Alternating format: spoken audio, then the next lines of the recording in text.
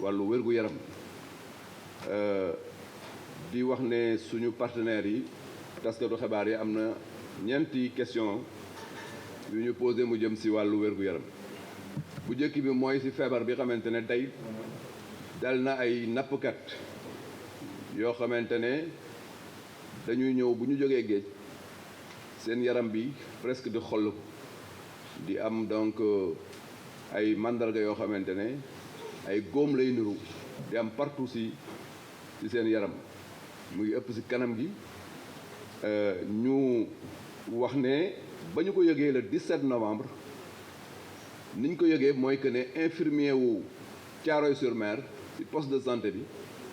moom moo ko yëgal système de santé bi loolu nag li ñu ci mën a jàngat mooy que Sénégal am na système de surveillance boo xamante ne partout Sénégal la nekk bu ci dara duggee rek lu niru épidémie immédiatement danañ ko yëg ba sa kaw moo tax infirmier chef de poste boobu bokk ci système de surveillance bi message bi mu lancé mooy que ne jot naa ñoo xamante ne ñi ngi ñëw di consulter wu te ñoom ñëpp ñoo niroo lu leen jot dañoo jóge géej egsi loolu bu ñu ko waxee rek dafa am luy déclenché wu ci système bi bon nag li ñu mën a jàngat mooy efficacité sensibiliser suñu système de surveillance ba ma ko yëgee laa dem immédiatement guddi ba presque minuit fa ñu ma ko waxee wax samay service ñu daje fa mais li may jàngaat foofu mooy que ne dama fa fekk brigade nationale de sapeurs pompiers fekk fa ministère pêche fekk fa environnement loolu day wane itam que ne gouvernement bi comprendre na ne santé dafa am ay déterminants dafa am yeneen yoo xamante ne dafa ànd ak moom te xeexu santé du xeexu médecin rek moo tax ñoo ñëpp ma fekk la fu leen fa ñu ànd maintenant ci liggéey bi liggéey boobu nag dafa am ñeenti tànk mooy coordination bi lënkaloo bi muy topp mbir mi xool fan la nekk beneen bi mooy toppatoo ñi mu dal ak xooltam li leen dal lan la ñu nekk ci ñeenti ponk yooyu di ci liggéey may wax ne investigation bi mooy topp xam ne loolu ñu dal lan la fi mu toll bu ñu yaakaar ne yeex daf ci am parce que hypothèse yu ñu amoon yépp dañ ci liggéey benn par benn waxoon nañ ne feebar bi Institut Pasteur ne nañu du virus moo ko joxe du infection ñu yaakaaroon produit toxique laboratoire bi ministère de l'environnement jël ne non du toxique léegi ñu ngi ci yeneen hypothèse danañ yegg ba ci algues yi loolu du yeex war a liggéey bu wóor la ci processus scientifique boo xamante ne processus scientifique bu wóor la tam may wax ne fii ñu toll nii mën nañu wax ne junne ak ñeenti nit la daloon te ñi mu daloon ñëpp ñi ngi ci wér presque ba kenn rek moo ci des fañ koy faje loolu day wane ne effectivement prise en charge bi tam fonctionne na dans les meilleures conditions bu ñu yaakaar ne day wàlle du wàlle parce que ñi mu dal ñëpp ay pêcheurs la yu demoon géej ñëw te fa ñu dëkk jàppul seen njaboot jàppul kenn ay góor la ñoom ñëpp te ku nekk géej nga ko jëlee parce que da ngay demoon géej ñëw beneen bi mooy jotewul dara ak jën yu ñuy lekk loolu itam lu wóor la moo tax ma wax sànq si nasaraan ne ku bëgg lakk jën man nga ma fekk plage Yoff samedi loolu day wane rek que ne effectivement amul benn effet ci géej gi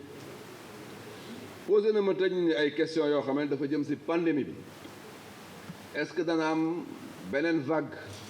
parce que am na dëkk yoo xamante ne xam nañ am nañ beneen vague bu fa am ci li ñu jot ci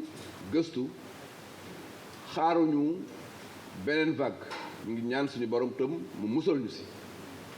wane boo tolloo ci xeex bu mel nii li xamante ne moo war a nekk sa dëgër lay mooy ñaaw njort bon nag ñun xeex bi dañ ci ànd ak ñaaw njort ànd ak ñaaw njort boobu moo tax fépp fu ñu toll dañu naan mën na ñëwaat moo tax ñu demander Sénégalais yépp ñu continuer vigilance bi continuer effectivement donc di observer mesures yi taxaw bu baax ci feebar bi am na question bu ñu laaj mu jëm d'ailleurs si loolu ñu ne ni muy wàccee parce que toll woon nañ fu kawe léegi mi ngi wàcc ba tellu foo xamante ne yaakaar nañ ne plancher la mais si plancher boobu dafa mel ni dafa am benn forme sinusoïdale day mel ni kuy jóg di wàcc mais plancher la quand même parce que des fois 15 des fois 10 et cetera ak cas grave yoo xamante ne presque mën nañ wax ne ça tend vers 0 2 3 et cetera ak létalité mortalité boo xamante ne itam wàcc na trop des fois benn donc décès ngay am wala doo am décès du tout pendant au moins plus d'une semaine loolu day wane ne feebar bi wàcc na bu baax mais ñu ne wàcc boobu est-ce que du immunité collective bi moo ko def ñu ne immunité collective bi defu ko te loolu dafa am lu ko firndeel bu fekkente ne immunité collective dañ ko def stratégie de riposte pour que mu wàccee mbir dafa jeexitalam dafa war a nekk dee yu bëri parce que dañuy bàyyi duñ def dara ba ñëpp am ko mais mënul am efficacité immunité collective ba pare am efficacité de la létalité te fi mu nekk nii Sénégalais létalité am moo gën ci Afrique moyenne bi Afrique am létalité Sénégal moo ko gën a wàcc foofu actuellement ñu ngi ci à peu près 330 décès yaakaar na bon dëkk li ñu mën a wax mooy que ne actuellement efficacité riposte bi moo ñu indi fi ñu nekk te li ko mën a firndeel yaakaar naa mooy non seulement li ñu gis ci ay indicateurs fii ci au niveau national mais mooy le rating international bi xamante ne dëkk àdduna yëpp bu ñu leen jëlee ñu ne ñun ñooy ñaareelu dëkk bi ci gën riposte ak premier dëkk Afrique bi ci gën riposte dama naan sax premier dëkk bi ci gën riposte au niveau mondial boo considérer que Nouvelle-Zélande les conditions insulaires demee na noo xamante ne peut-être que ñun ñoo ko gën a ubbeeku bon dëkk efficacité riposte boobu dañ koy saluer di saluer les personnels de santé et d'action sociale di saluer effectivement képp koo xamante ne bokk nga ci riposte bi parce que bu ñu fàtte mukk ne région bu nekk gouverneur ba dafa gérer woon un comité régional de gestion des épidémies moo am un comité national de gestion des épidémies boo xamante ne secteur yépp ñoo ci newoon